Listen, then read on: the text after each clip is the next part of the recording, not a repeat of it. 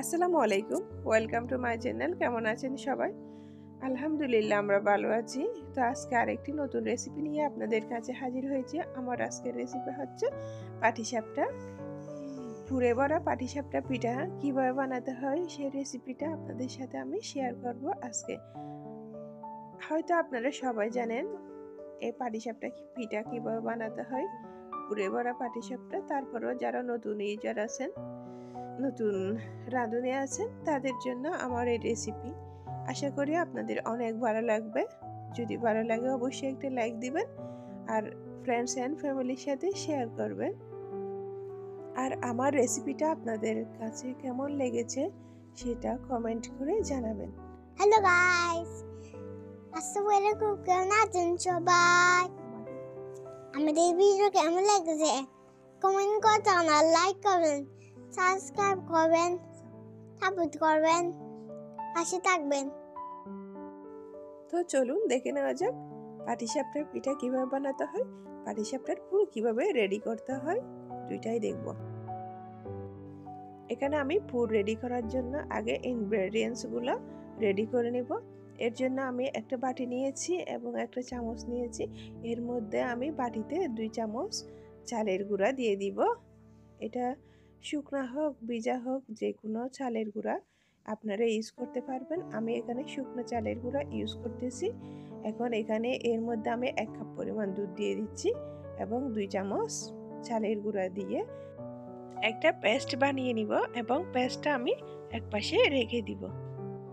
Paste বানানোর সময় খেয়াল রাখতে হবে যাতে দুধের মধ্যে আর চালের গুঁড়ার মধ্যে কোনো লাঞ্চ না থাকে। লাঞ্চ থাকলে এটা দলা পেকে রয়ে যাবে, এটা স্মুথ হবে না। সেই জন্য দুধের সাথে ভালো করে মিশিয়ে এটা রেখে দিতে হবে একপাশে। এখন এই ব্যাটারটা আমি একপাশে রেখে দিব। এটা আমি পুর বানাতে ব্যবহার করব।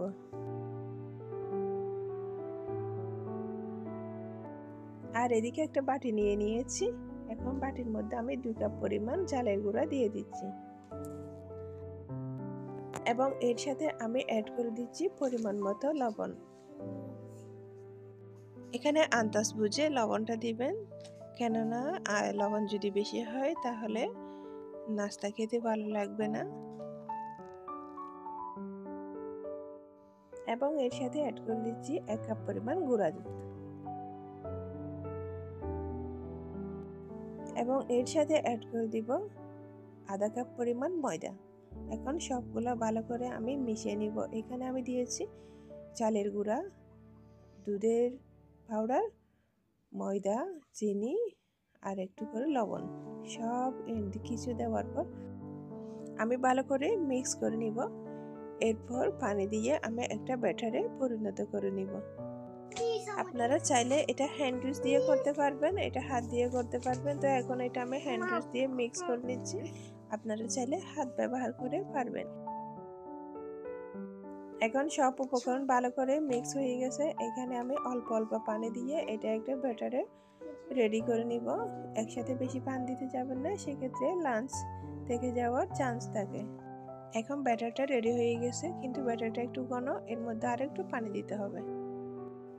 এখন আর একটু পানি দিয়ে আমি ব্যাটারটাকে পারফেক্ট করে নিয়েছি। এটা বেশি পাতলাও না বেশি ঘনও না, এটা মিডিয়াম হতে হবে। তো আমি আপনাদেরকে একটা চামচে নিয়ে দেখাচ্ছি। এই ব্যাটারটা এরকম স্টিকি হতে হবে, বেশি পাতলা হতে পারবে না। এখন ব্যাটারটাকে আমি একপাশে রেখে দিব এবং পুরটা রেডি করার জন্য চলে যাব চুলায়। চুলায় একটা আমি ফ্রাই প্যান বসিয়ে দিচ্ছি। এখন এর মধ্যে আমি আধা লিটার পরিমাণ দুধ দিয়ে দিচ্ছি। দুধটা যখন একটু গরম হয়ে আসবে, ফুটে আসবে, এর মধ্যে আমি একটু করে চিনি আর একটু করে লবণ দিয়ে দিব। আর এখন দিয়ে দিচ্ছি আমি 3টা এলাচ। আপনারা চাইলে এলাচের গুঁড়াও ব্যবহার করতে পারবেন। রান্নাটা যখন হয়ে আসবে তখন আমি এলাচটা উঠে নিব। আর এখন দিয়ে দিচ্ছি আমি চালের গুঁড়া দিয়ে দুধ দিয়ে যে মিশ্রণটা বানাইছি সেটা আমি ঢেলে দিচ্ছি।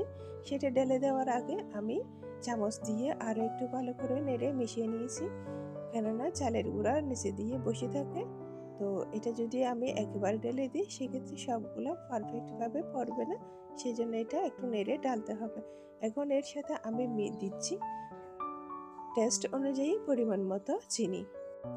এখন আমি মিডিয়াম টু লো আঁচে রেখে আস্তে আস্তে নেড়ে নেড়ে এটাকে আমি রান্না করে নিব। যতক্ষণ না এটা স্টিকি হয়ে যাচ্ছে, একদম জমে যাচ্ছে, ততক্ষণ পর্যন্ত আমি ইনস্ট্যান্ট দাঁড়িয়ে থেকে এটা নেড়ে নেড়ে রান্না করব। তো এটা যদি আপনারা গ্যাপ দেন, ইনস্ট্যান্ট নাড়তে না থাকেন, সেক্ষেত্রে চালের গুঁড়া নিচে লেগে থাকবে এবং এটা দলা পেকে যাবে, এটা পারফেক্ট হবে না। তো পারফেক্ট করার জন্য একটু কষ্ট তো করতে হবে। তো এটা আমি ইনস্ট্যান্ট দাঁড়িয়ে থেকে 15 মিনিট রান্না করব।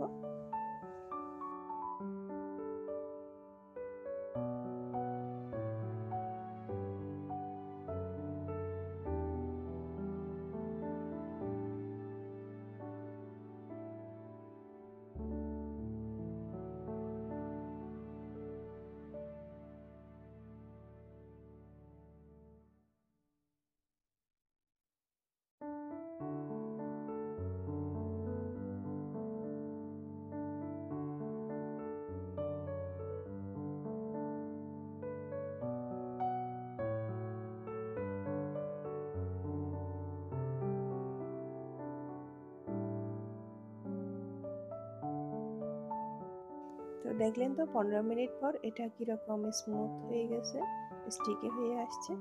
তো এটাকে আমি আরও একটু ঘন করে নিব নেড়ে নেড়ে। আর এদিকে দুধের সরগুলা যেগুলো উপরে দিয়ে লেগে আছে সেগুলো আস্তে আস্তে আমি কাঠি দিয়ে নামিয়ে দিব, যাতে পুড়ে না যায়। মিডিয়াম টু লো হিটে রেখে এটা রান্না করব। এখন পুরোটা রেডি হয়ে গেছে, আপনারা স্ক্রিনে দেখে বুঝতেছেন। এটা আমি চুলা থেকে নামিয়ে ঠান্ডা হতে দিব। ঠান্ডা করার পর আমি 10 মিনিটের জন্য ডিপ ফ্রিজে রেখে দিব। এটা যখন ঠান্ডা হবে এটা আরও জমে যাবে, আরও স্টিকি হয়ে যাবে। তো এদিকে আমি চুলায় আরেকটা ফ্রাই প্যান বসিয়ে দিয়েছি। ফ্রাই প্যানটা যখন গরম হয়ে আসছে, এখন আমি একটা টিস্যুর মধ্যে কিছুটা তেল লাগিয়ে এই ফ্রাই প্যানটা মুছে নিচ্ছি। যাদের হাতের কাছে ব্রাশ থাকবে না তারা ইনস্ট্যান্ট এই কাজটা করে নিতে পারবেন। টিস্যুতে তেল লাগিয়ে তারপর মুছে নিলে এটা পারফেক্ট হয়ে যাবে। এখন এর মধ্যে আমি ব্যাটার দিয়ে দিয়েছি। ব্যাটার দিয়ে একটা রুটির মতো শেপ দিয়ে নিয়েছি, আপনাদেরকে আমি দেখাচ্ছি। এখন আমি 1 মিনিটের মতো অপেক্ষা করব। এটা আমি হাত দিয়ে চেপে আপনাদেরকে দেখাচ্ছি, এটা পারফেক্ট হয়ে গেছে। এখন এর মধ্যে উপরে আমি পুরোটা দিয়ে দিব। পুরোটা আমি ফ্রিজে রাখার পর স্টিক হয়ে গেছে, রেডি হয়ে গেছে। এখন পুরোটা দিয়ে এটা আমি শেপ দিয়ে নিব নাস্তার। এখন আমি এটা বোর্ডে নাস্তার শেপ দিয়ে নিয়েছি। আপনারা দেখতেছেন এটা কতটা সুন্দর হয়েছে, এটা কতটা নরম হয়েছে। অনেক সুন্দর, অনেক নরম হয়েছে, এটা খেতেও অনেক মজা হয়েছে। এখন একইভাবে আমি আরও বাকিগুলো বানিয়ে নিব, তারপর আপনাদের কাছে ফাইনাল লুক নিয়ে ফিরে আসব।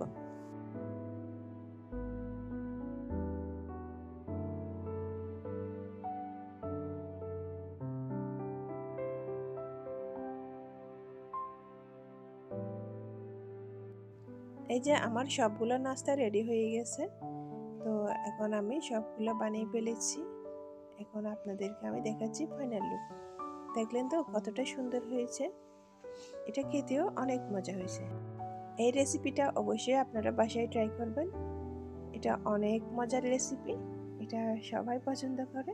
আপনারা চাইলে এখানে পুর বিভিন্নভাবে ব্যবহার করতে পারবেন। এখানে নারকেলের পুরো ইউজ করতে পারবেন, গুঁড়া দুধের পুরো ইউজ করতে পারবেন, যার যেরকম পছন্দ অনুযায়ী পুর ব্যবহার করতে পারবেন। এখানে আমি 2টা কালারের পিঠা বানাইছি।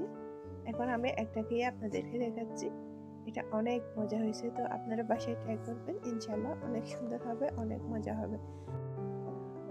আমাদের রেসিপি কেমন লেগেছে কমেন্ট করে জানান, লাইক করবেন, সাবস্ক্রাইব করবেন। সবাই সুস্থ থাকবেন, ভালো থাকবেন। আসসালামু আলাইকুম, বাই বাই। তো সবাই ভালো থাকবেন, সুস্থ থাকবেন। আসসালামু আলাইকুম।